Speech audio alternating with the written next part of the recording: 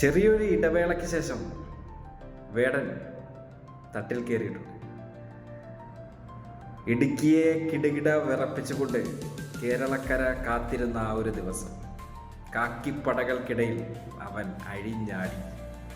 ഒരിക്കലും തിരിച്ചു വരവില്ല എന്ന് മുദ്രകുത്തിയ ചിലർ, വേടൻ ആരാണെന്ന് പറഞ്ഞപ്പോൾ അറിയില്ല എന്ന് പറഞ്ഞ ഉന്നത കുലജാതന്മാർ, MG ശ്രീകുമാറിനെയൊക്കെ പോലെയുള്ള കുറച്ച് ആൾക്കാർ, ഗായകനാവാം, താഴെ തട്ടിലുള്ളവരെയും തൻ്റെ ഒപ്പം നിൽക്കുന്നവരെയും എല്ലാം ഒരേപോലെ കാണുന്ന ആൾക്കാരെയാണ് നമ്മൾ ഗാനഗന്ധർവന്മാർ അല്ലെങ്കിൽ ഗായകർ എന്നൊക്കെ പറയുന്നത്.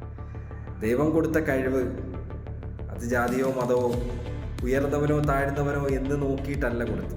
എല്ലാവർക്കും ഒരേപോലെയാണ്. മനുഷ്യനാണ് മതങ്ങൾ നോക്കി പല തട്ടിൽ വേർതിരിവുണ്ടാക്കിയത്, അല്ലാതെ ദൈവങ്ങൾ ആരെയും വേർതിരിച്ച് വെച്ചിട്ടില്ല. അങ്ങനെ വേടൻ അവൻ്റെ വേട്ടയാടൽ തുടങ്ങിയിരിക്കുകയാണ്. ഇന്ന് ഇടുക്കിയെ ഇളക്കി മറിച്ചു എങ്കിൽ കുറച്ച് ദിവസങ്ങൾക്ക് ശേഷം സുൽത്താൻ ബത്തേരിയിലും തിരുവനന്തപുരം കിളിമാനൂരിലുമൊക്കെ അവൻ്റെ വേട്ടയാടൽ തുടങ്ങും. അറിയില്ല എന്ന് പറഞ്ഞവർക്ക് ആ വഴിയെ പോകുമ്പോൾ ഒന്ന് എത്തി നോക്കാം, ചിലപ്പോൾ കണ്ടാലോ.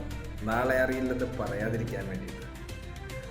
അപ്പോൾ വേടൻ്റെ വേട്ടയാടൽ ഇനിയും തുടരും. ഈ കേരളക്കര അവനെ നെഞ്ചിലേറ്റി കഴിഞ്ഞിരിക്കും.